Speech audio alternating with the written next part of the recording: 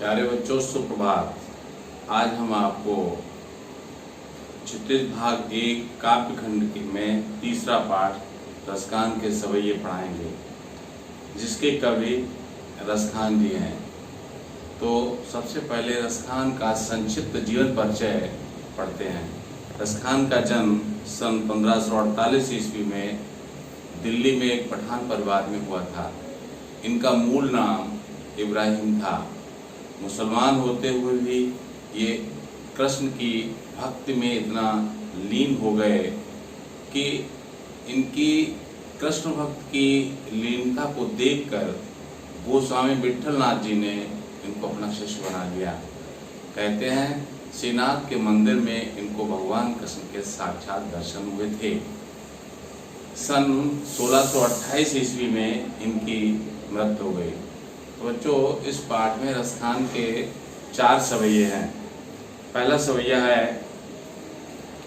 मानुष हों तो वही रसखान, बसों ब्रज गोकुल गांव के ग्वारन, जो पशु हों तो कहा वश मेरो, चरौ नित्यानंद की धेनु मझारन, पाहन है तो वही गिर को जो पियो हर छत्र पुरंदर धारन, जो खग हों तो वशेरो करो, मिल कालिंद्री पूर्ण कदम की डारन। तो बच्चों, रसखान को कहते हैं कि हे ईश्वर, यदि मैं मनुष्य बनूं तो मुझे गोकुल गांव में ग्वाल बालों के साथ रहने को मिले। मानुष हों तो वही रसखान, बसों ब्रज गोकुल गांव के ग्वारन। गोकुल गांव के ग्वारन में अनुप्रास अलंकार है। जो पशु हों तो कहा वश मेरो, चरौ नित्यानंद की धेनु मझारन।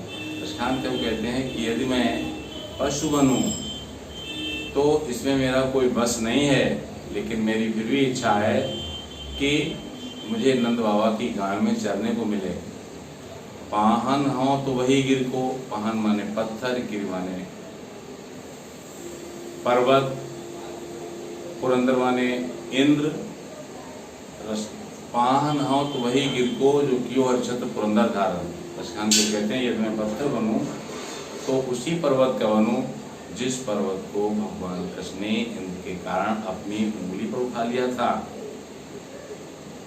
जो खग हों तो बशेरो करो, मिली कालिंद्री पूर्ण कदम की डारन। खग माने पक्षी, कालिंदी का अर्थ होता है यमुना। रसखान कब कहते हैं कि यदि मैं पक्षी बनूं तो यमुना के किनारे कदम के पेड़ पर मुझे बसेरा करने को मिले, क्योंकि यमुना के किनारे कदम के पेड़ पर भगवान कृष्ण ग्वाल बालों के साथ रास लीलाएं रचाया करते थे। तो इस प्रकार से बच्चों, रसखान हर तरह से श्री कृष्ण का सानिध्य पाना चाहते हैं। बच्चों, काव्यांश से संबंधित प्रश्न भी आते हैं, प्रश्न अभ्यास से प्रश्न आते हैं, काव्यांश से प्रश्न आते हैं। ये इस काव्यांश से कई एक प्रश्न बन सकते हैं। जैसे पहला प्रश्न, पाठ तथा कवि का नाम। पाठ का नाम सवैये, कवि का नाम रसखान। अगला प्रश्न बन सकता है कि प्रस्तुत पंक्तियों में किस प्रकार का छंद है, कौन सा छंद है, तो सवैया छंद। प्रस्तुत काव्यांश किस भाषा में लिखा गया है, तो उत्तर होगा ब्रज भाषा में। और इस प्रकार से कई एक प्रश्न, यदि आपको इस काव्यांश का सही से अर्थ समझ में आता है तो किसी भी प्रश्न का उत्तर आप आसानी से लिख सकते हैं। तो इस प्रकार से बच्चों, अब हम दूसरा सवैया पढ़ते हैं। या लकुटी और कामरिया पर राज तिहों पुरको तजदारों, आठों सिद्ध नवों निधि को सुख नंद की गाय चराय विशारों, रसखान कवों न आँखिन सो ब्रज के बनवाग कड़ाग निहारों, कोटि के कल धौत के धाम करीर के कुंजन ऊपरवारों। या लकुटी और कामरिया पर, लकुटी माने लाठी, कामरिया माने कंबल।